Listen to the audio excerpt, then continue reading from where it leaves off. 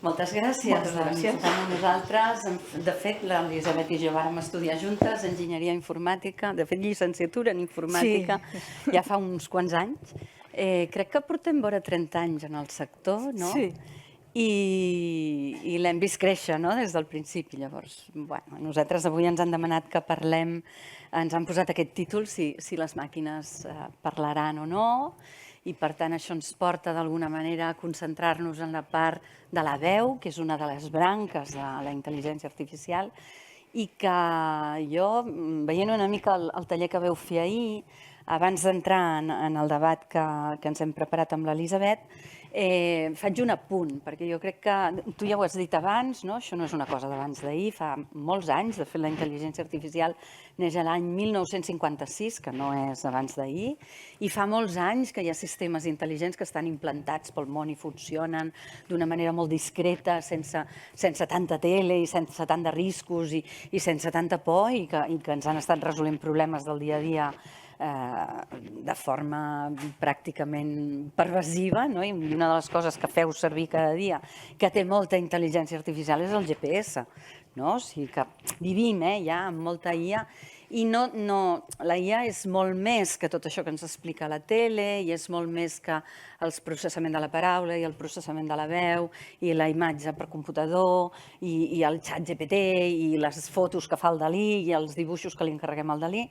Llavors, quedem-nos una mica, m'agradaria que ens quedéssim amb la idea que això és un trosset molt escandalós, no? I que fa moltes coses, que ara en parlarem, però que la IA és com un àmbit molt més gran i que ja fa temps que funciona i que ajuda la major part de les vegades. Llavors, la gran pregunta que era, les màquines parlaran o no parlaran, no? Doncs fixeu-vos que això té a veure justament amb aquesta branca de la intel·ligència artificial que se'n diu el processament de la veu, perquè no ens han preguntat si les màquines escriuran, sinó si parlaran. Per tant, és veu, no? I el processament de la veu deriva també ja fa ben bé 20 anys que hi ha grups que processen veu. Els primers grups eren un perfil més de telecomunicacions, perquè era més analitzem aquests senyals que arriben dels àudios i veiem allà on hi ha les paraules, i de fet tu, quan analitzes l'espectre d'un àudio, veus perfectament on s'està començant a pronunciar una lletra i on s'acaba.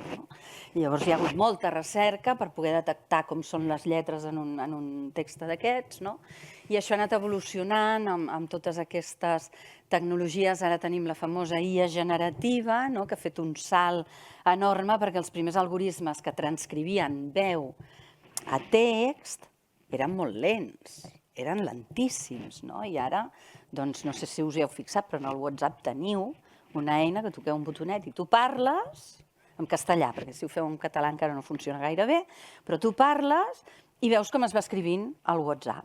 Llavors, tu parles i el que rep ja rep lletra, com si diguéssim, que no sé si us heu trobat mai que tu envies un àudio i aquell et diu no puc contestar àudios ara perquè estic enmig d'una reunió, no el puc posar, no? Bé, doncs, si vosaltres parleu perquè no podeu escriure, perquè esteu conduint o el que sigui, no podeu escriure, bueno, s'ha de conduir mentre es fas whatsapps, però si vosaltres esteu fent una altra cosa i heu de parlar perquè no podeu escriure, però penseu que el que ha de rebre potser no podrà escoltar, podeu activar aquesta peça que vosaltres parleu i l'altre ja rep un text directament.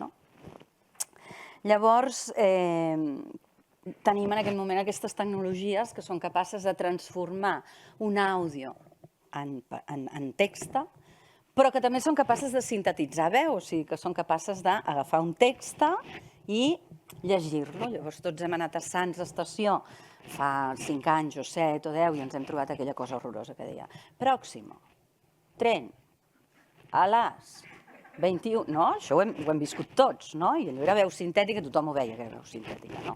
Però clar, ara parles amb l'Alexa, no? Que tampoc parla català, però quan parla d'una altra manera, no? Ja modulem, donem to, fem preguntes, pronunciem d'una altra forma, llavors tot això ha anat evolucionant i tindríem d'alguna manera aquestes dues versions. Llavors, aquest seria una mica l'estat de la tècnica. Bueno, seguiré una miqueta, Carina. Primer, bon dia a tothom i moltes gràcies. Per continuar amb la línia que ha obert la Carina de la veu, Sí que m'agradaria recordar-vos que les màquines, de fet, no sabem si la seva manera de dialogar és només la veu. Nosaltres ens centrarem en la veu, però elles dialogar fa molts anys que dialoguen, no? Per entendre'ns, quan es comuniquen i es passen dades, estan dialogant a través d'uns protocols de comunicació entre elles. Però heu de pensar que aquest diàleg és basat en objectius. Volen saber una cosa, demanen aquesta cosa i els donen la resposta, tenen un protocol de comunicació. No tenen un diàleg com podem tenir els humans pel plaer de conèixer, pel plaer de conversar, pel plaer del que sigui, sinó cara barraca, jo vull saber una cosa, estableixo un protocol de comunicació. Per tant, això és important que ho tinguem clar. Aquesta comunicació està basada en objectius, podríem dir que té com un patró al darrere del que han de dir i han de deixar de dir, i en base a això responen i contesten. Ara, evidentment, ens centrem una miqueta en la veu, quines connotacions li estem posant a la veu en aquest diàleg. Però el diàleg de la veu segueix el mateix patró que tenen entre ells en protocols de comunicació a nivell de màquines. Per tant, fixeu-vos que d'humanes en som molt poc, tot sigui dit.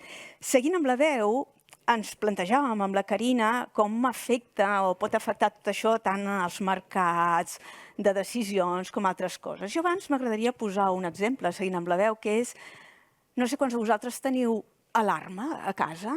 En teniu alguns d'alarma a casa? Quants en teniu? Sí? L'heu de connectar de tant en quant, quan entreu, quan sortiu. Jo no sé si us heu fixat, però almenys alguna de les marques de les alarmes, no sé si totes ho fan igual, i no diré la marca per si les mosques, quan la connectes i surt una veu femenina, tranquil·la, quan et diu que ja l'has de desconnectar surt encara la veu femenina però és com més contundent, i quan hi ha algun problema de dir desconnecta-la immediatament es passa a una veu masculina més agressiva. Sí?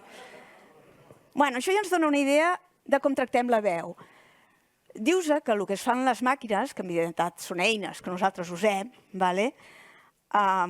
estan fent una imatge del nostre món, perquè les hem programat nosaltres.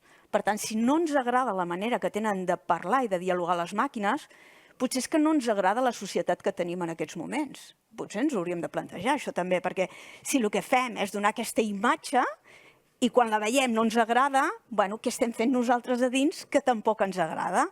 Dit això, l'Alexa, clar, si l'Alexa és una persona que m'ha de respondre tot el que vull, acostuma a ser una veu femenina submisa. El de submisa ja és terrible, no cal que ho extengui més.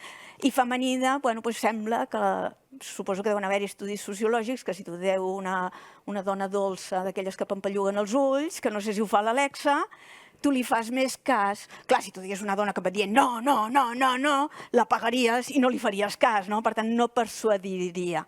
Però és terrible que aquest sigui el model de la nostra societat. I en els mercats de decisió, que és el que ens havíem proposat una miqueta per aquest punt, té coses bones i dolentes, és a dir, més enllà de la veu, són eines d'ajuda que poden processar molts volums de dades per prendre una decisió en un mercat en un moment donat, però al mateix temps no tenim clar quines dades està utilitzant. Potser està utilitzant dades que no pertoquen. I fins i tot, si ho fem a nivell de veu, tampoc no sabem quina informació ens està oferint o no ens està oferint, que tocaria o no tocaria. Segurament és culpa de qui ho ha programat o de les restriccions que hi ha.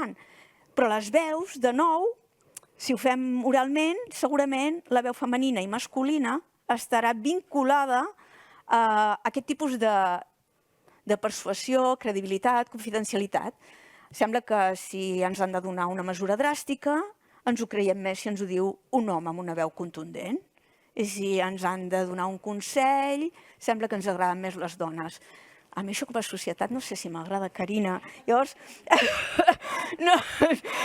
més que res que la Carina i jo tenim una mica de caràcter, però no ens comprarien res a nosaltres, però si vols continuar amb l'escletxa... Realment jo crec que aquí hi ha una herència de tota una sèrie d'estereotips de gènere que són importants, però no només de gènere, perquè fixeu-vos què passa amb el GPS. Jo no sé si us he fixat vosaltres, però si vosaltres teniu el mòbil configurat en castellà, quan vosaltres activeu el GPS, tot que fa cling, giri a la derecha dentro de 150 metros, no? Però si el teniu configurat en català, fa cling i prou. I tu t'has d'anar a mirar el clinc, si era girar a la dreta o girar... Per què? Doncs perquè no en sap, no sap parlar català. El GPS fa poquíssim que sap parlar català, fa no res. I de fet, des de Catalunya, que a Catalunya tenim una estratègia catalana d'intel·ligència artificial, en la qual vam participar totes dues a escriure-la i la vam escriure pel govern, es va llançar just abans de la pandèmia. I una de les coses que preocupava al govern és que el català té molt poca presència en el món digital. Aquí hi ha alguna cosa que m'està fent com al·lèrgia. Bueno, mentre... Llavors, la llengua o la veu, com si diguéssim, és de les poques branques, de fet, la llengua i la veu són l'única branca de la intel·ligència artificial que és localitzada, és a dir, tu si fas un desenvolupament d'un transcriptor de veu parlada, veu escrita, l'has de desenvolupar en català, l'has de desenvolupar en croata, l'has de desenvolupar per l'anglès i l'has de desenvolupar per l'alemany. No pots fer-ne un que vagi bé per tothom, perquè la llengua no és la mateixa. I si fas un traductor automàtic, tampoc pots barrejar les lectures o els documents en francès i els documents en romanès, com si diguéssim. Llavors, clar, això què passa? Doncs que si tu tens una llengua que hi ha molt material, tens eines que funcionen molt bé. El català, que té una localització molt concreta, que només té 6 milions de parlants i que ocupa l'espai d'internet que ocupa, doncs no té els recursos de tractament de la veu i de la parla i de la llengua prou desenvolupats al mateix nivell que els té un anglès o un espanyol. I això ha estat una cosa que ha jugat un paper important. O sigui, a data d'avui, si vosaltres pugeu a YouTube un vídeo i el voleu subtitular, teniu per triar, no sé si 30 idiomes. D'espanyol hi ha 4 versions. El d'Espanya, el de Sud-amèrica, el d'Estats Units i el de no sé d'on. I l'internacional, que mai he entès quin era. Bueno, aquest... Sí, exacte. Però no podeu transcriure un vídeo en català perquè no hi és el català en el YouTube. Llavors, en un moment determinat, el govern de Catalunya s'altera en aquest sentit i diu, això no pot ser. Llavors, potser recordareu que just després de la pandèmia, després de la primera desescalada, es va llançar un projecte que es deia Aina, que sortia per la tele, sortia un QR, vosaltres punxàveu, i el govern us demanava que donéssiu la vostra veu per poder construir sistemes d'intel·ligència artificial que parlen, llegeixen, reciten, tradueixen, resumeixen i tot el que es pot fer amb la veu en l'àmbit de l'idioma català, una mica per després poder fer pressió i que totes aquestes grans tecnològiques comencin a posar el català en les seves versions. I de fet no fa gaire que el meu mòbil ja té un GPS en català, però això és d'ara, és de principis d'any, bàsicament. I que Aina acaba de treure el primer transcriptor, que ja l'ha obert, és públic, és gratuït, tothom el pot fer servir, i estem ara com una mica guanyant terreny en aquest àmbit. Però sí que quan parlem de la veu sintètica, d'aquesta generació de la veu, sí que estem en aquest punt. Si es tracta d'una cosa o d'una funció que ha de ser com de servei, no pensen a posar la voz del mayordomo Fermín. Escolteu, el món del servei, els anglesos no en tenien de senyores submises, tenien majordoms, i tots es deien Fermín i Sebastián. En el món digital, la veu de servei està associada a la d'una dona que mig sussurra, a més, o sigui, que té sempre aquest punt com més eròtic, que dius, escolti, vostè per dir-me que m'ha fet una reserva a un restaurant, me tiene que hablar así? Home, no sé, no? Vull dir que tot això, nosaltres que ens dediquem molt al gènere i treballem molt amb els biaixos de gènere, doncs en l'àmbit de com s'està tractant la veu en el món digital, hi ha un biaix de gènere molt potent que perpetua uns estereotips que són molt antipàtics i que en algun moment s'haurien de revisar. Sí. Llavors, aquesta era una cosa que era una reflexió que fèiem i que jo, a més, penso que hi ha un punt que és molt interessant, que és el factor evolutiu que representa, que tu puguis llegir i escoltar, o sigui, tu, màquina, puguis llegir textos i escoltar el que et diuen, que és com evolucionaran les interfícies dels sistemes digitals quan tots aquests sistemes de veu estiguin ben afinats i ben consolidats, com si diguéssim, no? Clar, en aquest moment nosaltres patim una cosa terrible que se'n diu l'escletxa digital. Estem en aquest context de transformació digital, es digitalitza tot, vosaltres ara aneu al banc i us diuen passi per la màquina, no? I hosti, tu allà toques botons i hi ha persones que li costen, i no cal ser gran, perquè jo soc doctora en informàtica i pateixo d'escletxa digital i moltes vegades em perdo llim amb els menús que estan mal fets i no sé què em demanen, no? Clar, el dia que jo en lloc d'anar buscant botons li pugui dir a la màquina fes-me un ingrés o fes-me una transferència o porta'm això no sé què i no hagi de tocar botons, doncs amb l'Alexa ja tenim una primera experiència, no? Que és que estàs a casa cuinant i dius posa'm els Beatles i aquella s'ho munta tota sola i et posa els Beatles, no? Això fa 15 anys com era, doncs tu et rentaves les mans, et treies el davantal, t'anaves al menjador, buscaves el disc, no sé què, foties allí i tenies Beatles, però si no feies tot això no hi havia Beatles. Per tant, sí que jo crec que tindrà un impacte molt gran en les interfícies de les eines digitals i això sí que per mi pot ser una revolució disruptiva, no sé tu com ho veus, però... Pot ser una revolució, però em preocupen els problemes ètics. És a dir, primer de tot, no sabem on van a parar totes aquestes hores i hores de converses que podeu tenir amb l'Alexa. Dic podeu perquè jo m'he negat a instal·lar-me-la encara. Jo em pujo com del dimoni, també. Vull dir que ja truco al restaurant jo per reservar. No sé on poden anar. Llavors, potser per què dic els temes ètics? Si permeteu, aparcaré un momentet el diàleg per posar alguns exemples de projectes basats en intel·ligència artificial amb els quals treballem o habitualment hem treballat, anar veient on pot estar el problema ètic i tornarem a la veu. I així ens situem una miqueta, a vegades més que parlar d'ètica, que potser no som, almenys jo no em considero una experta d'ètica com a professional, però sí que sóc capaç d'intentar fer pensar la gent si el que està fent des del seu punt de vista és ètic o no és ètic i després poden haver-hi unes normatives. I aquí podem arribar a un consens. Imagineu que volem fer un experiment més aviat amb dades físiques o de laboratori o químiques, físiques perquè necessitem segurament recollir dades i posar-hi tècniques d'intel·ligència artificial per processar aquestes dades i treure alguna cosa. No em representa segurament cap problema ètic, això. És a dir, cap de nosaltres ens representa un problema ètic. Estem fent un experiment, per exemple, de físiques de partícules que han de xocar, com hi ha en el centre de l'experiment del CERN, recollim les dades i posem els algoritmes i ens sembla molt bé o molt malament o ens importa tres bledos, però no ens afecta èticament.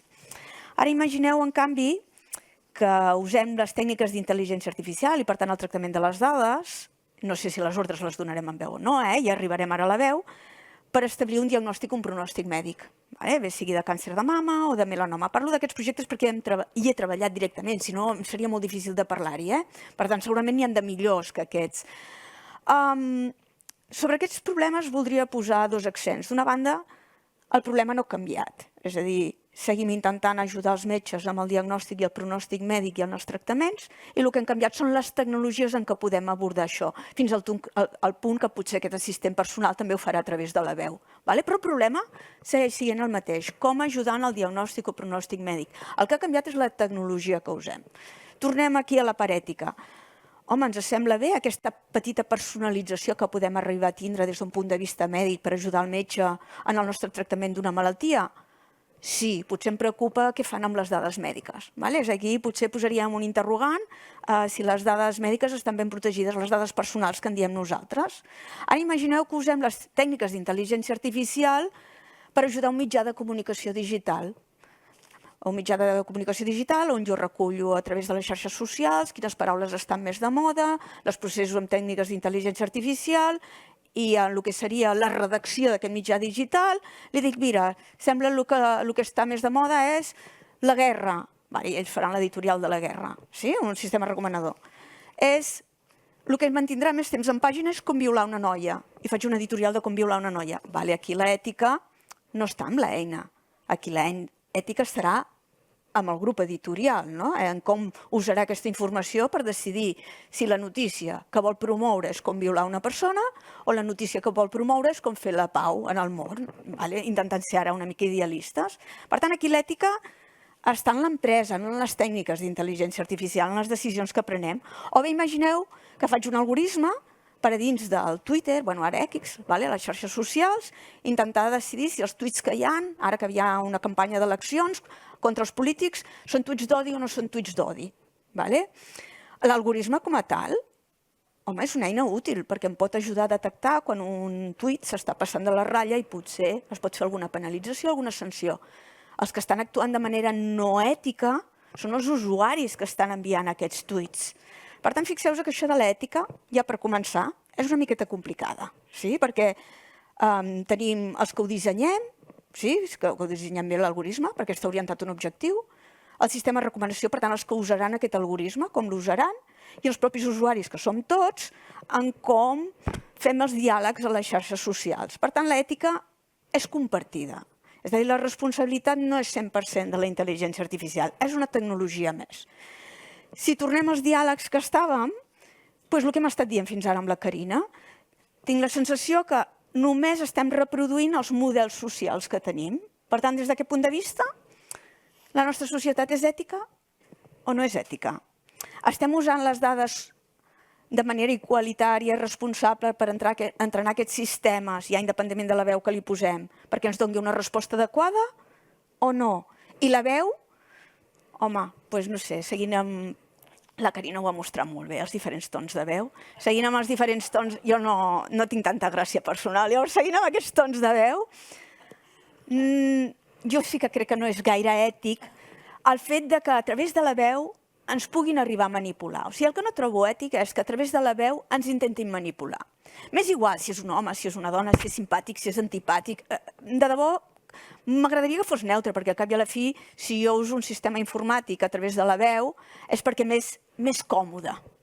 L'uso com a eina. I com deia la Carina, si l'uso perquè em posi música mentre estic cuinant i no m'hagi de rentar les mans i no em pastifi tot, és perquè m'és més còmode. És una eina d'ajuda. O sigui, la veu és un mitjà que em fa arribar més ràpidament a l'objectiu que jo vull. Per tant, en aquest sentit, jo vull que la veu sigui el més neutre possible o que estigui més acompanyada. Però jo no vull que la veu em manipuli. I des d'aquest punt de vista, si ens manipula, podríem entrar en tot el tema dels fakes i la desinformació, Carina. Bueno, efectivament, o sigui, això és un meló que té moltes cares, com podeu veure, i que al final jo estic molt d'acord amb això que dius tu, que és una responsabilitat compartida, cada un ha de jugar el seu paper. Un dels papers que podeu jugar vosaltres com a usuaris és fer aquest consum responsable de la intel·ligència artificial, perquè al final a tu t'arriben coses i ai, quina gràcia, i comences a fer servir sense saber ni quines cookies aproves ni res de res, no?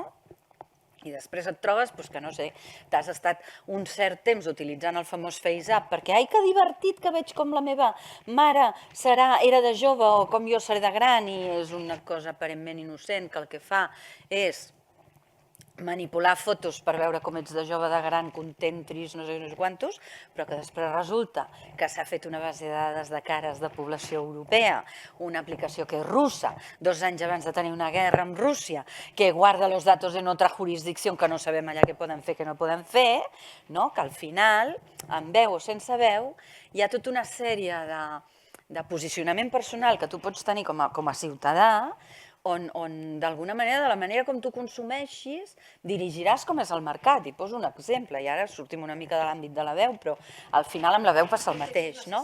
Clar, o sigui, fa un parell d'estius ens va sortir la bomba del metavers. Llavors allà hi havia una campanya mediàtica on havíem d'anar a lligar al metavers, havíem d'anar a vestir-nos al metavers, havíem de comprar Cartiers al metavers, ens havíem de provar perfums al metavers, i nosaltres com a ciutadans vam dir això de viure Matrix no mola, va ser que no me voy al metaverso. I com que no hi hem anat, jo me'n recordo, a mi em van venir a trobar, has d'obrir l'oficina del Col·legi d'Enginyeria Informàtica al metavers perquè te costarà tant, i això, jo me'l mirava i deia, però què diu aquest home, no? Bueno, per sort, hem sigut sensats i hem decidit que volem viure en 3D, en el mundo físico, i no volem anar a viure al metavers. I el metavers s'ha desinflat com un globo, no? O sigui, qui parla del metavers avui? Ningú. I per què? Perquè no hem comprat i no hem consumit aquesta campanya. En canvi, un bon dia surt OpenAI i diu he puesto el ChatGPT a disposició de tutti quanti no? I en una setmana va tenir 1 milió d'usuaris, en aquest moment tenim 180 milions de persones utilitzant ChatGPT, dels quals de l'ordre d'un 90% el fan servir perquè me pots fer la felicitació de Nadal de la meva tieta gastant 70 petaflops, amb una quantitat d'emissions, llavors dius, si nosaltres hem de fer servir el ChatGPT perquè m'ajudi a identificar com plego proteïnes i com les molècules d'un fàrmac van només en aquella cèl·lula malalta i la quimioteràpia deixa de ser tòxica pel 90% del meu organisme, doncs aquí no hem de... Podem ser dispendiosos, o sigui, jo no recomanaria mai estalviar hores de computació, ni hores, ni tamany de dades a guardar en tots aquests data centers que gasten tanta energia, si hem d'aprendre a curar una malaltia millor o a trobar un fàrmac millor o més personalitzat o menys tòxic o menys el que sigui, ara per felicitar la tieta, doncs no sé, pensa una mica i escriu-la tu la felicitació perquè t'estàs gastant 70 petaflops, no? Llavors, aquí nosaltres, com a usuaris, també tenim aquesta responsabilitat de decidir com consumim l'oferta d'intel·ligència artificial, que és molt llaminera perquè és gratuïta. Llavors, quan les coses costen duros, encara que siguin pocs, doncs tu penses, dius, això ho vull o no ho vull, però com que és gratis, doncs mira, vinga, va. La casa és forta. Sobre aquest punt, després continues una dada sobre aquest punt perquè ho visualitzeu, que me l'he notada. L'any 2020, o sigui, el 2020, o sigui, imagineu ja ara, si internet fos un país, hauria sigut el 6è país més contaminant del món. Perquè, com molt bé diu la Carina, i te passo de nou la paraula, que t'he interromput per posar una dada, perquè, clar, tot el que estem utilitzant no està al núvol.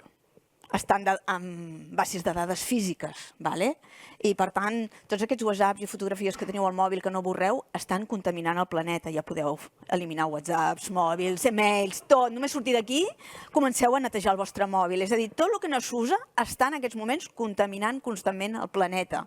Només per fer un apunt en el teu discurs, Perquè com és que contamina? O sigui, com és que un data center contamina? Doncs perquè per tu mantenir aquelles dades allà guardades, sense fer res amb elles, només guardades, necessites que no s'apaguin els servidors i per tant has d'injectar energia.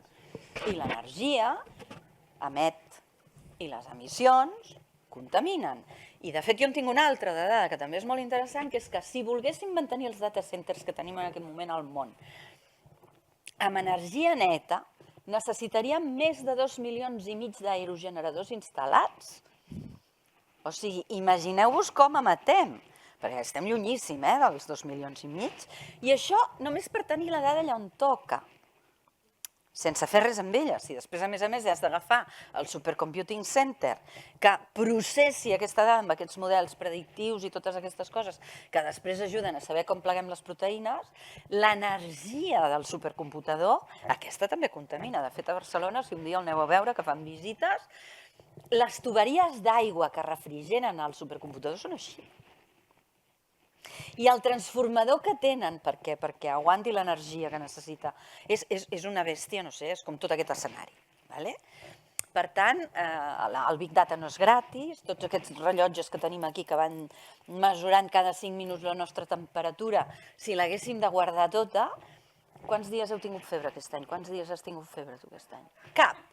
O sigui, un any de mesures de cada 5 minuts mesurant la temperatura d'una persona que aporta quantitat d'informació, 0, perquè tot l'any aquella mesura diu temperatura normal. No? Doncs tot aquest tema del Big Data també requereix aquesta reflexió. Tornant al tema de l'ètica, per mi hi ha un punt molt important que va més enllà del que tu deies i que està molt bé i m'agrada molt com ho has plantejat, però en l'àmbit concret de la paraula, nosaltres, en aquest moment que transformem digitalment, estem creant unes interfícies que moltes vegades són barreres. I com que tenim molta població amb escletxa digital, aquestes barreres signifiquen increment de la desigualtat social, sí o sí. O sigui, nosaltres, de fet, durant la pandèmia vam fer un projecte que ajudàvem a serveis socials a entendre l'emergència social que havia generat el confinament, i ens va sortir, treballàvem amb població vulnerable, eren tot persones amb risc d'exclusió o ja excloses directament, I ens va sortir que el 70% d'aquesta població, o sigui, més d'un 80% havia necessitat fer ús d'aquelles prestacions econòmiques que van treure d'emergència enmig del confinament, com si diguéssim, no? Però més d'un 70% d'aquests que necessitaven la prestació no la van tenir i es van fotre de gana perquè no la van saber demanar. I això ho excuso perquè estàvem enmig d'un confinament, els informàtics a casa, serveis socials tancat. Allò era, venga, venga, venga, que no llegamos, que se nos muere la gente de hambre. Ho vam treure sense pensar. No es va fer res de user experience, o sigui, l'informàtic de turno va fotre allà una pantalla, 4 camps, posi el nom, posi el DNI, pugi l'atur o el que sigui i li donarem l'ajuda, no? Perquè allò no estava pensat per res. I, per tant, una persona amb dificultats per manegar-se amb una màquina pujava malament un document, allò li deia, error 404. No? Doncs no van saber què fer. Per què? Serveis socials tancat. El telèfon no funcionava, no van poder anar enlloc a dir, escolti, això no sé com arreglar-ho, no? Van quedar completament desassistits. Llavors, clar, imagineu-vos com hagués estat la cosa si tu li haguessis pogut dir a la màquina jo vull aplicar a la prestació social d'emergència que acaba de publicar no sé qui, no sé què, i aquella t'hagués dit, com es diu? I tu haguessis dit, jo, doncs Marieta de l'Ullviu, no? El que sigui. I, no? Ara pugi el document de no sé què, no el tinc, no? Doncs escrigui a tal i no sé quantos, no? Que diferent hagués sigut. Ja tenim experiència de que en algunes interaccions que fem per telèfon ens surten els famosos chatbots, no? I intenten ser unes interfícies de veu que encara no funcionaven gaire bé fins ara. Ara amb el ChatGPT i amb la generativa esperem que el tipus d'interacció sigui molt diferent, però fixeu-vos que durant un temps hem viscut com una dualitat estranya, perquè tothom té unes Alexes a casa que li posen música amb un diàleg estupendo i quan truques a la companyia del llum allò és per morir-se. No, però ja fa molts anys que hi ha Alexes, vull dir que tots aquests chatbots ja podríem parlar bé, no? Vull dir que aquí també, com a consumidors, també nosaltres tenim aquesta capacitat en un moment donat dir, escolti, miri, a mi posi'm una interfície com Déu mana, que ja hi ha tecnologia, perquè jo la tinc a casa i em posa la música i em diu quin temps farà per anar a l'aeroport i em reserva un taxi i vostè té aquí una cosa de l'any de la picó que és horrorós d'interactuar amb ella, no? Per tant, tenim tot aquest punt. De fet, o sigui, la veu, tal com ha plantejat la Carina, pot ser una oportunitat, no? Perquè és una manera de trencar, però hem de també, al mateix temps, hi ha l'altra cara de la moneda, és a dir, què fem amb les discapacitats, és a dir, igualment haurem d'atendre o a la gent que és sorda o la gent que té altres dificultats, sí? I llavors, bueno, no hem de perdre que cada vegada que oferim alguna cosa per la majoria de la població, hem de seguir oferint les altres. Tanmateix, estic completament d'acord que la veu, com que és suposant que no tenim cap discapacitat relacionada amb la veu, és el mitjà que ens és més natural als humans, que és el que ens diferencia en principi dels animals, aquesta capacitat de diàleg i de paraula, és el que pot trencar més fronteres i completament d'acord. Jo, al contrari, hi ha màquines de les companyies de la llum que els acabo penjant el telèfon perquè realment, i me'n vaig a la botiga i fins que no m'atén un humà, no, bueno, ara sortirà una llei que estan obligats a que realment te pugui acabar tenint un humà, això sí, però no, ben cert. A mi, si vols que anem entrant més en els fakes i la desinformació, només volia fer un primer apunt. El tema de la desinformació, i segurament la Carina ara ho visualitzarà millor, a mi el que em preocupa és, o no, ha passat tota la vida el que és aquesta bretxa de...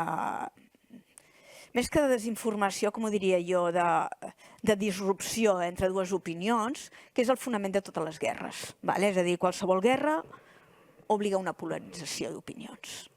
Per tant, aquesta possible manipulació que ens està fent la veu perquè ens dona la raó sempre en com nosaltres pensem i per tant va enfortint en la manera en què nosaltres anem pensant, s'ha donat al llarg de tota la història, perquè tota guerra comença a partir d'una polarització. El que passa és que la polarització s'ha aconseguit amb tecnologies diferents, suposant que siguin tecnologies. Ara bé, ara tenim una tecnologia, sobretot les xarxes socials, que ens permet obtenir aquesta polarització a un altre nivell, és a dir, si abans era com més local, local podia ser tot un país o tot un continent, ara no, ara ho tenim a nivell universal a través d'internet i la gent normalment segueix llegint les xarxes socials i li recomanen els anuncis i li recomanen les notícies del que ell pensa, està d'acord i cada vegada el porta més cap a lo que ell creu que està d'acord, o ella. I una altra persona, això, per exemple, els que creuen que estem contaminant el planeta, però els que creuen que la Terra és plana, cada vegada tindran informació i més informació a favor de la Terra plana. I a mi, aquest punt de desinformació sí que em preocupa, perquè és l'origen de les guerres, és l'origen de la caiguda de la democràcia. Per mi és el que té més risc. I això només ho podem solucionar amb la paraula, dialogant, però potser primer mostrem més coses relacionades amb això. Sí, de fet és important aquesta dimensió que dones perquè és la de més alt nivell i la de més alt impacte i la que pot posar en perill la democràcia, com si diguéssim, no? Però jo crec que en una escala més petita, al final, és el que deies tu abans, o sigui, la tecnologia és la que és, té moltes capacitats. Jo estic molt contenta que nosaltres puguem sintetitzar veu perquè hi ha persones que un dia tenen un accident i deixen de poder parlar. I amb una gravació antiga tu pots fer un sintetitzador on ells escriguin i portin aquí una cosa que la seva veu sigui la que llegeix el que estan escrivint i, per tant, l'impacte d'aquests accidents es minimitza moltíssim. Per tant, hi ha usos de la sintetització de veu, de la imitació d'una veu que existeix, que la falsifiques al final, però hi ha usos que són més enllà de l'ètica, són absolutament necessaris per la inclusió de les persones damnificades. Però, clar, aquesta és la mateixa tecnologia que tu fas servir perquè un vídeo de l'Obama faci un discurs amb una ideologia que no és de l'Obama, que ell no l'ha fet mai i que circuli per internet i tothom s'ho cregui. No? I no només amb la veu, això també ho fas amb la imatge. No fa gaire circulava un vídeo on suposadament s'havia detingut el Trump i era tot mentida. No? Llavors, clar, on està el límit? Si nosaltres, en el nostre entorn, que Catalunya té una comunitat científica d'intel·ligència artificial molt activa, molt grossa per lo que és el territori, molt reconeguda internacionalment i que ens coneixem tots perquè ens trobem un cop a l'any en un congrés anual que ara ja farem 30 anys que ho fem i estem tots molt situats. I aleshores hi ha algú que és com més talibán i diu no, és que s'ha de prohibir la recerca, hem prohibit la recerca amb cèl·lules mare perquè pot tenir uns usos horrorosos, prohibim la recerca en intel·ligència artificial d'aquest àmbit i aquest i aquest i aquest i aquest perquè el potencial que es pugui fer un mal ús és terrible i això pot ser la fi de la democràcia o el que sigui. Clar, jo em debato internament molt i no en resolc el debat perquè nosaltres tenim el dret de prohibir aquesta sintetització personalitzada de la veu per evitar que un cafre faci una notícia falsa, quan podem fer que una persona que tindrà uns problemes d'identitat horrorosos mantingui la seva comunicació amb la seva veu el resto de la seva vida quan té la veu tancada, com si diguéssim. Tenim dret a privar, no? Llavors, a mi això em planteja uns dilemes ètics espantosos i no tinc resposta encara, però intuïtivament a mi em fa l'efecte que si tu pots fer grans beneficis a la humanitat no tens dret a tallar aquella recerca. I llavors has de trobar el mecanisme pel qual col·lapses aquests altres usos que són horrorosos. Llavors, nosaltres a Catalunya ara tenim una càtedra d'audiovisuals que es reuneix amb tots aquests periodistes que surten per la tele 2 o 3 cops a l'any a pensar què han de fer amb els medis de comunicació, perquè ha canviat tot tant d'una manera tan escandalosa que el tema de la desinformació és greu. Nosaltres ara ja comencem a tenir algunes intel·ligències artificials que et poden detectar si una locució o un text és tan perfecte que no l'ha fet un home. Llavors aquí comencem a tenir eines, amb la imatge crec que encara no som capaços, però amb la veu i amb el text, els homes no, la humanitat no parla de forma tan perfecta, i aquestes màquines al final aprenen uns esquemes que són molt perfectes i per tant comencem a tenir eines que ens permeten com detectar, però mentre això no està prou madur, com si diguéssim, estem tots exposats a que ens vinguin notícies falses. Jo no sé quan era que 3cat va fer la gracieta de ressuscitar el Rubianes i ens el van fotre per la tele, i tu dius, a veure, per favor. Bueno, amb els anuncis també hi ha hagut la Lola Flores, Sí, era la mateixa campanya, però la Lola Flores es veia que era fake, perquè li sortia una dent rara no? I mentre ella parlava, tot de cop li sortia una dent que deies, això no pot ser una persona. Però el del Rubianes està molt ben fet. I què me'n dieu, no?, d'aquestes companyies que ara estan lligades a tots els tanatoris, que quan se't mor el marit o se't mor un fill jove te venen i te diuen, si me dona una foto o un tros de vídeo d'aquests que vostè té al WhatsApp i m'explica una història, li faig una pel·lícula perquè vostè pugui tenir un record. I dius, a veure, o sigui, no? Clar, depèn del moment que t'agafis. Això existeix, o sigui, això ja hi ha persones que s'han quedat viudíssimes i per no deprimir-se per la nit es foten la pel·li que li ha muntat no sé quina companyia d'una història que ella no tenia documentada del marit mort i li apareix a la tele el seu marit que li diu, hola, bona nit, bonica, com estàs? No sé què, ho dic. Clar, no? O sigui, aquests desusos, diria jo, o mals usos, ens tenen una mica... Jo crec que és una de les parts que fa més por. Bueno, aquí és on entrarem una miqueta amb l'educació de tothom, no? Perquè anant a un ús que no és tant de la veu, és a dir, quan va haver-hi tot de les imatges d'aquells nanos que van imitar situacions pornogràfiques d'una companya seva de l'escola a principis de curs, home, des d'un punt de vista de l'assignatura tecnològica, aquells nanos li haurien de posar un 10. Vale? Clar, tecnològicament tenen un 10. Ara, segurament, des d'un punt de vista ètic, que hauria d'estar abans d'avaluar la tecnologia, haurien d'anar a un reformatori. Llavors, fixeu-vos que és molt complicat, és a dir, tenim que les eines ens permeten fer disbarats, però potser hem d'educar aquests nanos perquè no facin disbarats. Dic nanos perquè van ser nois, però podrien haver estat nois i noies, Vull dir, aquí sí que es podria... Bueno, no. Tinc dubtes de si les noies... No, amb altres tipus de fakes, Però, bueno, el que vull dir és que no voldria barrejar tots els temes, perquè llavors quan barreges totes les components no en resols cap, ¿vale? Però el que vull dir és que aquí hi ha educació. Si no som capaços d'educar els usos que en fem, les eines hi seran, hi són. Les podem personalitzar per ajudar-nos a mèdicament o les podem polaritzar perquè hi hagi una guerra. Les podem utilitzar per manipular la informació i que ens enganyin o les podem usar per reproduir la veu, com deia la Carina, d'una persona que l'ha perdut. Sí? Tot depèn de l'ús. Llavors, jo crec que, sobretot nosaltres com a societat, hem de prendre consciència, amb tecnologies o sense tecnologies, que quan ens diuen una cosa no ens la creguem mai. Jo als meus alumnes tota la vida els he dit, tot el que jo dic, aneu a verificar, aneu a buscar, aneu a confirmar, i no amb una font, perquè el problema no és llegir un llibre, el problema és només llegir un llibre. És a dir, s'han de llegir moltes coses, igualment amb la veu. Per tant, jo crec que la societat hem d'aprendre a ser crítics, a no creure'ns tots els que ens expliquen. A veure, és la xafarderia de tota la vida, però a l'engròs, no? Per dir-ho... Llavors, potser hem de ser més crítics que mai i intentar validar, abans de començar a reenviar-ho per WhatsApp i després començar a reenviar i allò que t'he enviat era mentida, sí, que a més d'una vegada tots hi hem caigut, jo també, vull dir, no, hi hem caigut tots, doncs potser hem de ser més crítics i més autocrítics i tampoc no... la bomba atòmica, no? O el foc, qualsevol tecnologia té dos cares, la mateixa moneda. No m'atreviria... que és dolenta la bomba atòmica, això segur, Però vull dir, hi ha coses que de segons com te la miris... O el ganivet. Clar. Nosaltres som una espècie diferenciada dels animals i ens hem civilitzat a uns nivells de sofisticació increïble perquè tenim ganivets.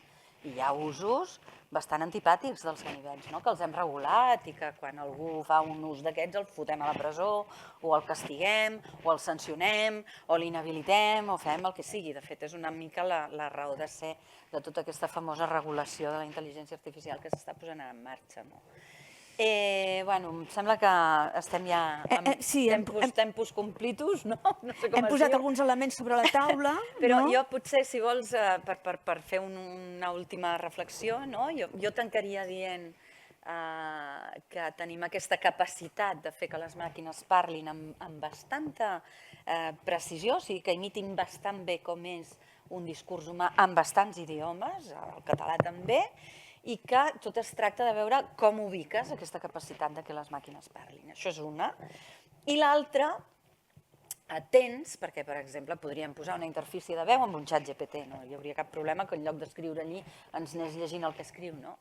Però a mi m'agrada molt sempre posar sobre la taula que tothom tingui molt clar que el xat GPT no entén res del que li demanem i no entén res del que ens contesta.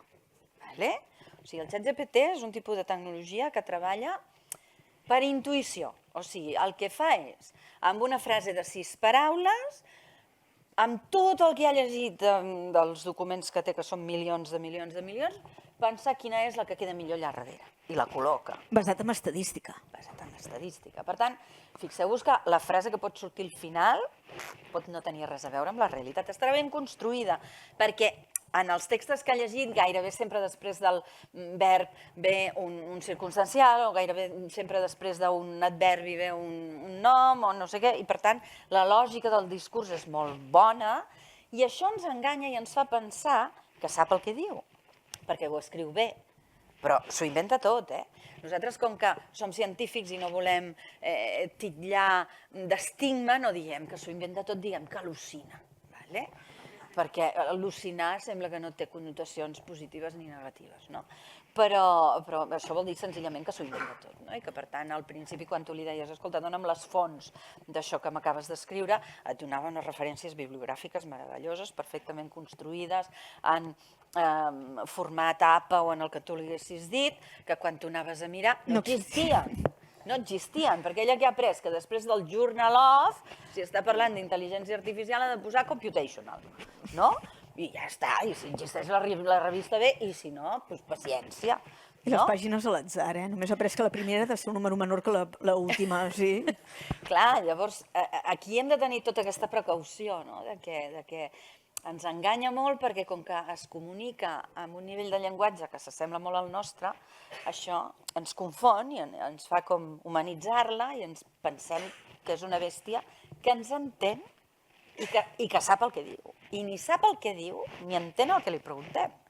Llavors aquí, bueno, penso que això també és important tenir en compte. Sí, per acabar també seré breu, perquè prefereixo que ens pregunteu, però refermar el que diu la Carina, no? Recordeu que això són eines d'ajuda per nosaltres, per tant les hem de saber usar, perquè si no les sabem usar ens enreden a nosaltres mateixos, per tant ens enreden encara més. Sigueu crítics i per tant jo repeteixo que l'educació per a tothom, com a usuaris, com a científics, com a tecnològics, etc.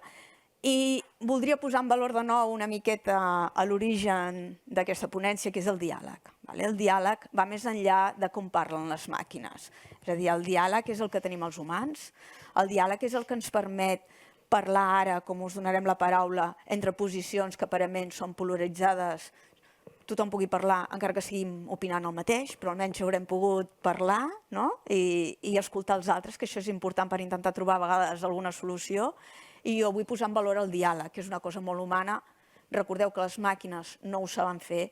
Les màquines estableixen aquest diàleg amb vosaltres orientats a resoldre un problema, o la vostra factura de telèfon, o posar la cançó que voleu, etc. Per tant, diàleg i educació per a tothom. I si un cas ara...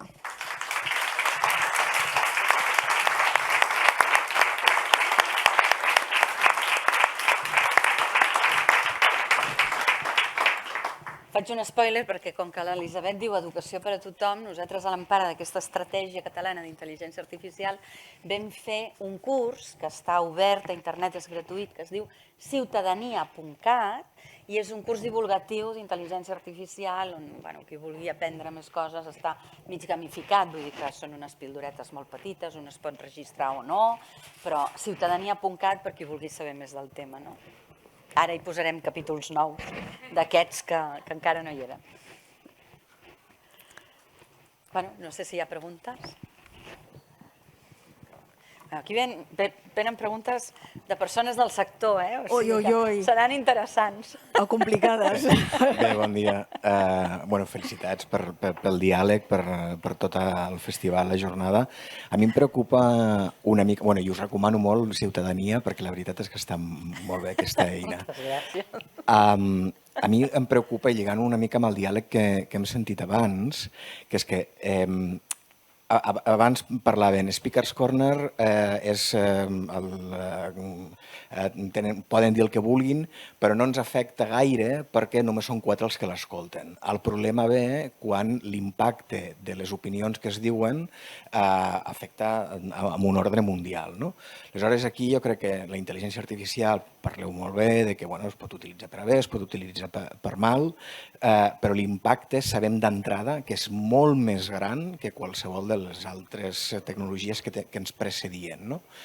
I dieu educació per tothom, i estic completament d'acord, però moltes vegades als ciutadans ens agrada o ens ajuda que ens eduquin també a través de la legislació. Sí? T'agrada?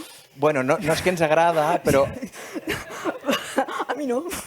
Però és com a molt efectiu, perquè és que si no queda com a molt a la responsabilitat pròpia. I de vegades nosaltres com a societat diem, com jo no en sé suficient i no sé si tindré suficient temps per saber-ne del tot, doncs confio en algú que sí que en sap. I aquest algú que sí que en sap és l'Estat, el govern o el que sigui. I aleshores, a partir d'aquí, legislar i ara ens estem donant compte, per exemple, que en els infants igual no se'ls ha de donar un telèfon mòbil, però ens adonem a compte a posteriori. Primer el que fem és dir, que passi el que sigui i després anem regulant. I una mica l'opinió, m'agradaria saber la vostra opinió sobre això, la regulació actual que ens ve, que és molt incipient i nova de la Unió Europea, i després si penseu que això és el camí a seguir o no, que més val desregularitzar i que passi el que sigui. Sí? Bueno... És difícil de respondre això que ens acaben de preguntar, he de dir. És a dir, digui el que digui, segurament hi haurà molts matisos a favor i en contra. Primer, voldria situar que en un món ideal, com dibuixava el filòsof Thoreau, o el pensador, no caldria ni polítics, ni dirigents, ni policies, ni res. Per tant, no caldrien aquestes lleis. A mi m'agradaria pensar que podem aspirar a aquesta utopia, que ens respectem com a persones i com a humans. Basant en aquest principi, i ja he respost una miqueta a la pregunta, si hi ha una llei és que com a humans no actuem així. Llavors, aquí, com ja fa uns anys que van començar a posar-se a dubte els problemes ètics que es podien derivar d'intel·ligència artificial, de fet, no sé, Carina, si tens la mateixa experiència que jo, però fa 30 anys, quan vam començar la Carina i jo a treballar amb intel·ligència artificial, crec que no ens plantejàvem els problemes ètics. Era a dir, com a molt, quan eren amb finalitats militars, jo deia que no, havia rebut propostes... O sigui, tenies els teus problemes ètics com a ciutadana, que si t'afectaven el projecte de recerca que estiguessis, independentment de que fos d'intel·ligència artificial o no, actuaves segons la teva ètica. Però com a tal, estàvem convençuts, per exemple, hi ha un reportatge del dilema de les redes a Netflix, que us el recomano molt a tots, dura 90 minuts, que exdirigents de Google, de Microsoft, ara no recordo, d'Amazon, crec que de tots aquests, ells diuen que quan estaven fent els likes i programant tot això per vendre més, no n'eren conscients que estaven manipulant i fent mal d'aquella manera. La població, en els orígens, dic en els orígens. A la que van anar prenent consciència, van acabar marxant, van acabar fent aquest reportatge també. És molt poc ètic que sigui justament a Netflix, que critiqui els altres, però bueno, com a mínim ho critica, no? Ho dic perquè és un sol llibre. Llavors aquí comença el debat ètic. Quan se'ns posa aquesta responsabilitat sobre la taula de la intel·ligència artificial és quan entren les lleis. Primer vam començar amb la llei de protecció de dades, perquè semblava que podíem atacar tot arreu, i com a ciutadans, si no ens diuen aquestes dades es poden tocar, aquestes no es poden tocar o aquestes hem de protegir, quedem desprotegits. I ara s'ha aprovat, tot i que encara està en la fase de publicació final de la llei d'intel·ligència artificial al Parlament Europeu, on bàsicament, un document així, un exercici molt admirable, simplificant-ho molt, intenta dividir totes les aplicacions basades en intel·ligència artificial, per tal, primer ha de perdre molt de temps explicant què considera que és un algoritme amb intel·ligència artificial, dividir-ho amb lo nociu que pot ser. I en funció de lo nociu, amb 4 nivells, bàsicament està, doncs ho prohibeixo, o s'ha de fer no sé què, s'ha de fer no sé quantos, o cap problema, endavant. Clar, això ens ho han fet a Europa, el rest del món seguiran fent el que els doni la gana, sobretot a Xina, sí, perquè com que som tan ètics i hem vist que hi ha gent que no és prou ètica, necessitem una llei que ens reguli quan actuem de manera ètica. Llavors, des d'aquest punt de vista, està bé que hi hagi una llei Bueno, està bé des del moment que per conduir hem de saber si hem d'anar per la dreta o l'esquerra perquè si no xocaríem. Quan aquesta llei intervé més que el fet de dir-te vés a l'esquerra o a la dreta per no xocar i per tant està ja tancant, emmanillant, no sé si m'agrada, vol dir que com humans som tan irresponsables que necessitem una dictadura per fer exactament allò que es considera que és correcte per la nostra societat. Llavors, aquesta llei no va en aquests límits, jo crec que serà de molt difícil aplicabilitat, des del meu punt de vista, i a més s'haurà d'anar ampliant contínuament perquè hi ha molts temes que aniran apareixent. Llavors, sí, hi ha una llei perquè no sabem complir-la, però quan hi hagi la llei sabrem com saltar-nos-la, sí, en general. No ho sé, és a dir, crec que és correcte, crec que l'exercici que s'ha fet per arribar a aquesta llei ha permès reflexionar molta gent sobre què s'hauria de regular, i ara sí que ho dic en el bon sentit de la paraula, d'anar per la dreta o per l'esquerra amb el cotxe per no xocar, sí? Per conscienciar potser la comunitat europea, però no tinc clar el dia després. Potser la Carina amb això és igual que jo, diferent, però és com jo ho veig des d'un punt de vista que m'agradaria no tenir llei, sí? En aquest sentit. Bueno, està bé que hi hagi visions complementàries de les coses. Jo faig una anàlisi una mica diferent, primera perquè jo que tinc una naturalesa interna d'estar sempre preocupada pels temes ètics, inclús fora de l'àmbit tecnològic, me'n recordo al principi de tota la meva carrera de tenir discussions llargues amb companys sobre què podíem fer o no amb les dades que rebíem d'uns pacients, perquè a mi em semblava que algunes coses violaven temes ètics i d'altres no. Per tant, és cert que la consciència de que segons com implementes aquestes coses pots estar vulnerant drets fonamentals de la persona no és generalitzada fins fa 2 dies i mig, jo diria arran de les eleccions de Trump, jo diria que allò és el punt que fa que Europa digui vinga, regulació europea, perquè esto de la protecció de datos, perquè això és un show, no?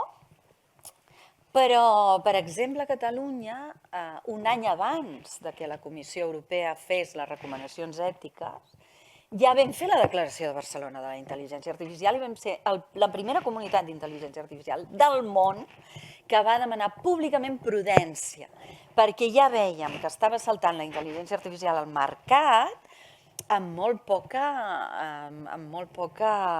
protecció, si tu vols, no? O sigui, tu si has de treure una cadira a vendre, abans has de passar tota una sèrie de testos i coses que garantitza que si s'hi senta una senyora de 120 quilos no caigui i no es trenqui la cadera, no? I com que estem en aquest mercat desregulat, nosaltres, com surten les intel·ligències artificials al mercat? Doncs mireu, nosaltres teníem uns alumnes que eren uns nens de 20 anys moníssims, que els agradaven molt els videojocs, que quan sortien de classe s'anava cada una a casa seva i des de l'habitació feien videojocs junts, una a casa seu i l'altra a casa seu, i un bon dia van dir, hosti, ens ha quedat bé això, no? Sí, bueno, per què no ho posem a l'Apple Store? Va, vinga, Apple, ens publiques aquest videojoc? 2 micos de 20 anys. Bueno, qui regula el mercat? Apple s'ho mira, diu, vale, sí, això t'ho pujo. I automàticament aquest videojoc ha estat en els mòbils de tothom que se l'ha volgut baixar. En menys d'un mes van tenir 1 milió d'usuaris, després 10, després 14, es diu Social Point, és una de les empreses de videojocs més importants que tenim a Espanya en aquest moment, naden en l'abundància, tenen un equip enorme, són moníssims i fan uns videojocs que estan molt bé, però eren 2 nens que tu de vegades quan sorties del col·le t'anaves a jugar a futbol, doncs aquests anaven a casa i feien videojocs. Vull dir que nosaltres els coneixem i els estimem moltíssim, però vull dir que per mi això reflexa que necessitem endreçar com surt al mercat la intel·ligència artificial, perquè això no és normal, no? O sigui, no és normal que 2 nens que juguen fotin una cosa en mans de tothom, perquè aquests ho han encertat i ho han fet bé. Però no hi ha hagut ningú que s'ho mirés si allò estava bé o no estava bé. Per tant, la regulació del mercat és necessària. Però la responsabilitat hauria sigut d'Apple Store. Bueno, però és igual, el dany hagués estat fet. no?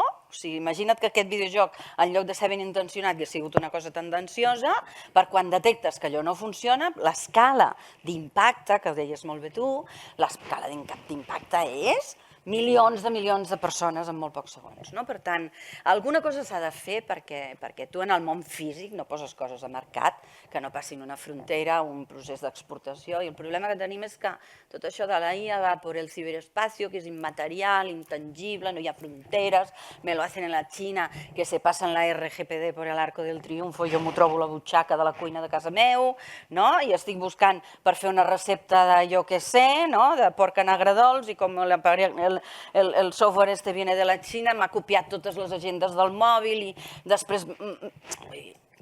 Tot això, un ordre hi hem de posar, perquè si no aquí hi ha molta bona gent al món, però n'hi ha d'altra que no n'estan, i aquí necessitem protegir-nos. L'altra cosa, perquè això que estic dient jo no va de la llei de la RGPD, això va d'una altra cosa, va de regular el mercat, no? RGTD és la llei de regulació de les dades. Gràcies. No, però vull dir, no va ni de la regulació europea de protecció de dades, sinó que va de com posem les coses al mercat. Després tenim la regulació europea, que fa el que pot, i que necessàriament regulació i tecnologia porten uns tempos que són incompatibles. O sigui, tu per poder regular has de satisfer un sistema de garanties que necessita uns temps. Uns temps perquè la indústria opini i faci objeccions a la llei.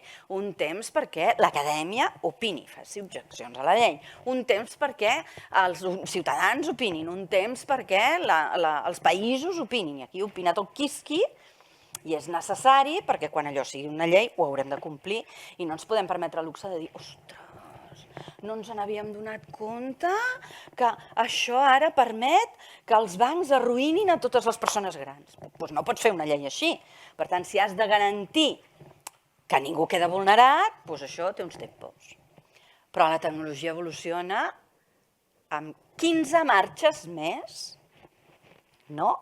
I per tant, no dialoga el procés legislatiu amb el procés evolutiu de la tecnologia. I llavors, què ha passat ara? Que nosaltres vam tenir el primer text de la regulació europea a l'any 20 o 21, que nosaltres vam fer totes les aportacions allí, que la definició aquesta l'han canviat 50 vegades, perquè tothom deia això no està bé, i això no sé què, i tothom opinava, i fins que no hi ha hagut el consens això no s'ha pogut evolucionar.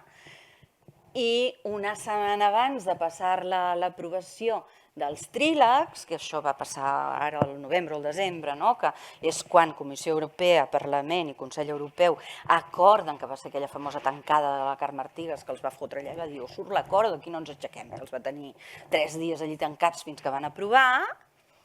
Una setmana abans és, ostres, que no es pili el toro, que aquest text no diu res del xat GPT i esto què fem, perquè, clar, el 20 ni s'havia inventat la IA generativa. Llavors, com vol regular una cosa que no existeix? Doncs no estava regulada. I llavors què van fer? L'apanyo aquell d'una línia així petita que diu els large language models seran de alto riesgo, perquè com que ningú hi entén res, no ens ho hem pogut estudiar, nos pilla el toro, esto va a aprovació la setmana que viene, doncs posem una cosa que ens curi en salut, no? I aquí ho tenim. Llavors, això per mi què representa? Que sempre la llei anirà per darrere, sempre. Per tant, només podem aspirar, la necessitem, no dic que no ens faci falta, nosaltres necessitem la legislació, però només podem aspirar que aquesta legislació compleixi una funció sancionadora. És a dir, hem fotut un disbarat molt gran i hi ha 5 que van a la prisió, però el disbarat estarà fet.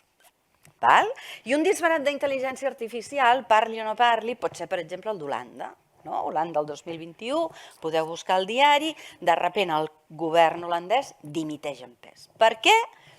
Perquè es aconsegueix demostrar que durant 10 anys han estat fent servir una intel·ligència artificial per marcar el frau en prestacions socials que estava biaixada i que durant 10 anys han estat enviant a la presó persones que no hi havien d'anar. I per tant allà hi ha hagut presons, suïcidis, ruïnes, divorcis, malalties mentals de persones que no eren infractors. Llavors, clar, Però per aquest motiu, més que sancionadora, hauria de ser preventiva. clar, però I això no ho fan les lleis, la prevenció. legislació no jugarà aquest paper. Nosaltres no podem esperar que la legislació anirà tan ràpid que la podrem tenir exercint una tasca preventiva abans de que surti la tecnologia al mercat. Per què? Doncs perquè la tecnologia va en quinta i la legislació va en primera. I això serà així. Per tant, on haurem de jugar nosaltres? Haurem de treballar molt i molt les qüestions deontològiques. O sigui, nosaltres necessitarem que els professionals que creen aquestes tecnologies tinguin una formació ètica absolutament impecable, molt desenvolupada, que aquells que han de comprar intel·ligència artificial perquè volen automatitzar l'hospital o volen automatitzar la biblioteca, tinguin una formació impecable i una deontologia que els permeti avaluar correctament tot això, perquè si no treballem amb aquest binomi de molta deontologia professional més la regulació, arribarem sempre tard. Bueno, és per això el món odontològic el que ens farà és aquest món ideal que jo deia, o sigui, en aquest sentit... Clar, i en aquest sentit, l'esperit crític de la població també serà crític. O sigui, aquí cada un haurà de fer-se responsable de la seva part, perquè la llei arribarà sempre tard. No podem esperar que la llei podrà ser preventiva. La llei serà sancionadora. I quan n'hagi fotut 4 a presó, el 5è dirà, mira, això millor no ho faig perquè me la jugo. I ja farà el seu paper. Però clar, quants anys passarà fins que arribem a aquest punt? I quanta gent haurà caigut pel camí? Que això és el que a mi em preocupa més, no? Sí. Jo... No sé, bueno, si un cas ja continuarem parlant. No sé si hi havia més preguntes. Bueno, entre tot, moltes gràcies. Ha sigut molt interessant. Jo ara fem veu de les teves paraules, verificar i ser crític. A mi m'agradaria ser crític amb una cosa molt important, perquè és que a Europa som els reis, el Parlament Europeu, de legislar. Els xinos són els que copien i els americans són els que estan produint, no? Google, Microsoft, l'OpenAI, que ha sigut comprat pel Microsoft, tots són americans. Perdó, a Europa no hi ha cap possibilitat de crear un ente que pogués ser capaç de lluitar tecnològicament contra aquests gegants americans? I aleshores, i acabo, molt important, que ahir ens ho va explicar el Josep Maria, l'Adam Turing era anglès, europeu, es va suïcidar per altres motius. El van ajudar molt, Sí, bastant. Sí, El van castrar, o sigui que... però, de totes maneres, de fet, l'iniciador, sabreu vosaltres millor que jo, de la intel·ligència artificial va ser aquest senyor. Jo em pregunto com és que no, i acabo, com és que no hi ha a Europa un ente que pogués lluitar i no faria falta fer tantes legislacions, perquè tindríem una que seria europea. En tot cas, que legislessin ells, al seu país, amb el que nosaltres féssim. Moltes gràcies.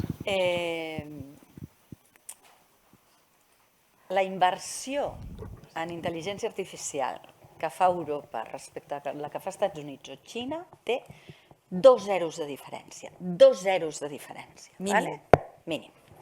I afegirem un altre component. 2 zeros menys, 2 zeros menys la nostra. No ens pensessin que aquí nosaltres invertíem més. 2 zeros menys la nostra. Vale.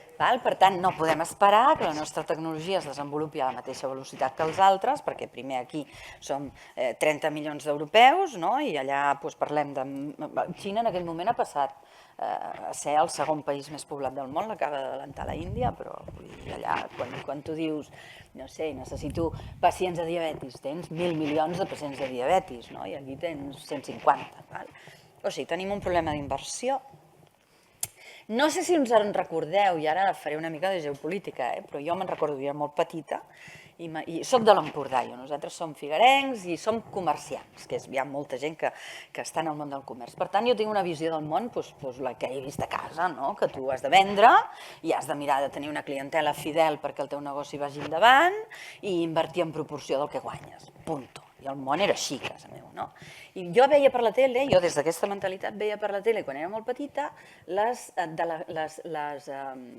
missions que feia el president de la Generalitat, que era el Jordi Pujol en aquest moment, amb l'empresa catalana que se'n anaven a la Xina a obrir mercat. Us en recordeu?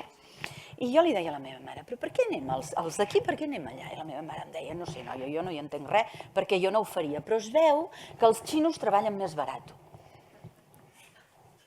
Clar, i jo que era una nena pensava, hòstia, però clar, després resulta que les camises les tindran allà, les haurem de portar i si un dia ens les pugen de preu, què fotrem? Vull dir que jo era molt petita, jo ja feia aquest raonament. Llavors, nosaltres, en un moment donat, ens hem passat de llestos i hem dit, no, la fabricació que la facin fora, perquè nosaltres aquí així augmentem els marges, no? I serem els reis del mambo. I s'ha vist molt clar amb la pandèmia, que de reis del mambo nada, que no ens vam poder dir posin-se mascaretes perquè no en teníem mascaretes. En tota Europa ni Déu fabricava mascaretes. No? Llavors, què ens ha passat amb la tecnologia? Nosaltres ens hem creat unes dependències, o sigui, hem tret la font de creació de la tecnologia en un lloc que ens ha semblat que era més còmode, perquè ens faria ser més rics i més guais i més macos, i ara resulta que estem intentant regular un partit que es juga fora.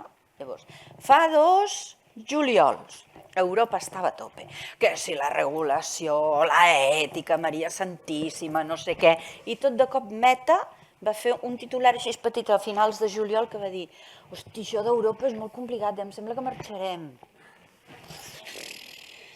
Mai més va dir ningú, res, perquè clar, si se'n va ara Meta d'Europa, Europa no té una tecnologia alternativa que li pugui... O sigui, nosaltres ara no estem forts per dir tu passa pel tubo, que si no passes pel tubo no et deixarem operar. Per nosaltres poder fer això, o sí necessitem desenvolupar tecnologia pròpia interna europea.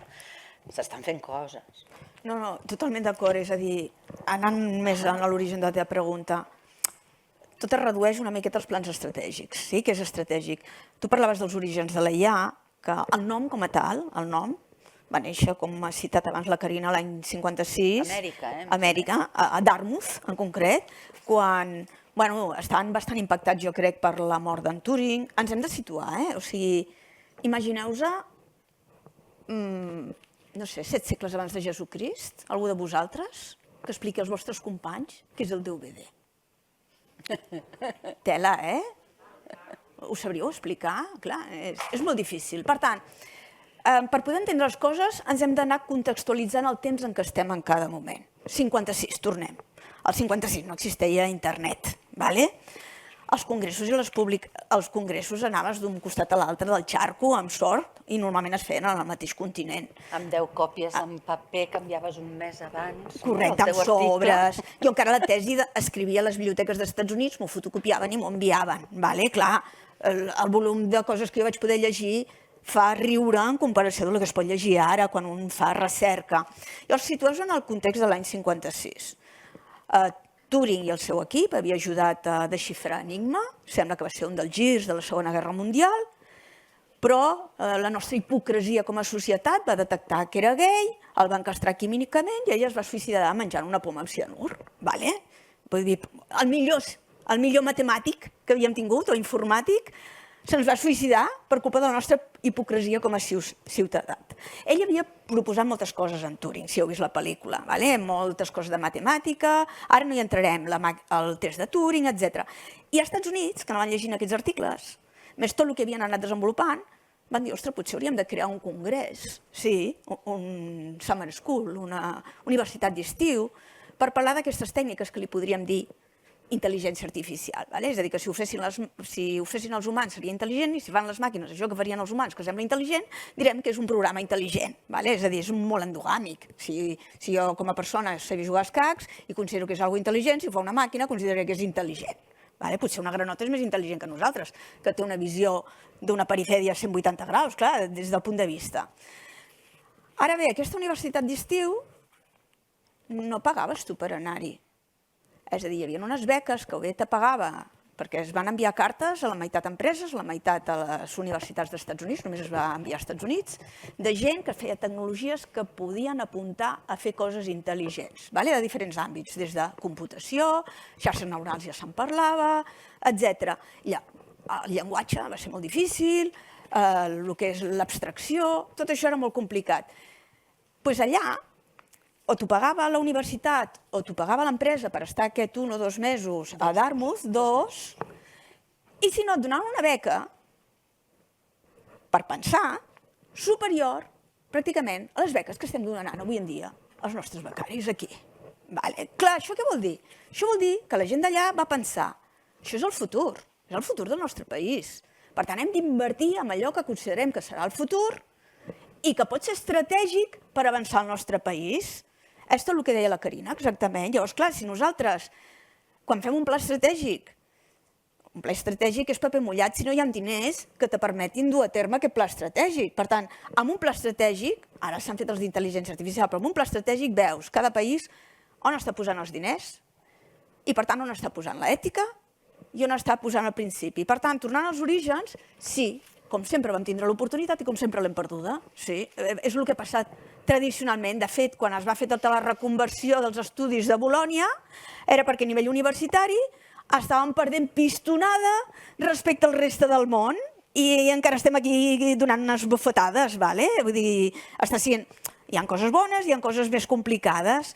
Llavors, reafirmar que sí, és cert, podríem haver tingut l'oportunitat, però passa per decidir... Llavors, Europa no està prou coaccionada com per tindre un pressupost comú i dir anem a fer alguna cosa europeu. Estats Units, sí.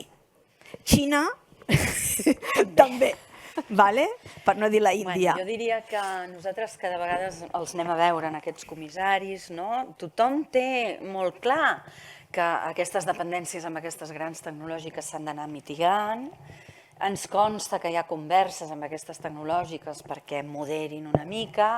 Sabeu, perquè surt per la tele, que de tant en tant les multen. També, no ho sabeu, però us ho diem nosaltres, que elles tenen el pressupost per pagar les multes al pressupost anual, ja tenen una partida allí per pagar multes, perquè ja saben que els hi foten multes, no? Que fan riure les multes. Amb ells els hi fan riure, clar, 200 milions d'euros en un metes que no li fas ni per cigoles, vull dir que ell les paga i segueix fent el mateix que feia, no?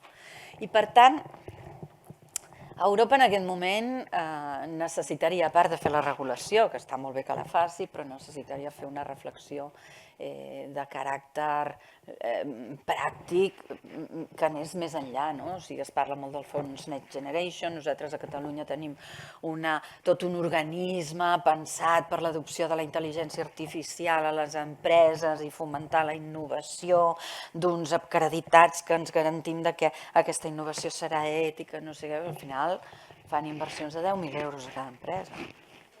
Que els has gastat reunint-te, no? M'enteneu, no? Clar, quina IA vols que implementi? No sé, Cap Bravo amb 10.000 euros. És que... Vale, diu, no, perquè això és per fer la prova de concepte. Bueno, clar, si tu vols tenir un teixit amb una intel·ligència artificial pròpia que funcioni com Déu mana, donar 2.000 cupons de 10.000 euros és com, a veure, vull dir, no sé, no?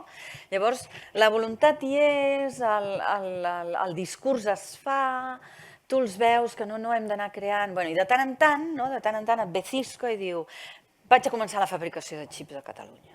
Vale. De tant en tant et ve el BCC, se'n va rascar la barba del ministre i diu nosaltres farem xips a Catalunya i muntarem un quàntic. I data centers perquè tenim el mar al costat. Clar, i muntem un quàntic, no? Vull dir que de tant en tant hi ha algú que se'n va fora a buscar calés i té un sentit més patriòtic que d'altres i fot allí la banya i no para fins que li deixen fer, no? Però jo us puc compartir, per exemple, que el BCC, el director del BCC, que el conec molt bé, i va ser professor nostre, fa com 6 o 7 anys, tenia 1 milió d'euros de 4 empreses privades per construir un edifici nou, per fer un upgrade del Mare Nostrum, no?, i continuar liderant la supercomputació europea. I es va estar un any discutint amb la universitat i amb no sé quanta gent d'aquí que no li deixaven fer l'edifici amb fons privats. Vull dir que aquí tenim aquestes coses, no? Tenim aquestes coses. I per tant, doncs, aquí nosaltres fem el que podem, o sigui, fem el que podem. Em diuen que hi hem d'acabar. Jo només, que abans un company m'ho ha fet veure, que vigileu amb les xarxes socials, les veus, que no us prenguin el peu. M'ha fet veure els dibuixos tan simpàtics que teniu dels dimonis de la Pilarina en el bar, no sé si algú s'ha dedicat a mirar-los, I el més dolent i més perillós és un dimoni camuflat. Us convido a anar-ho a veure. No? És el que és camuflat, posa sota que és el més perillós de tot. I ho teniu aquí. I és així. Vigileu a les xarxes socials, perquè el que estigui més camuflat serà el més perillós, el que us manipularà més. Per tant, estigueu alerta. I ha estat un plaer estar aquí.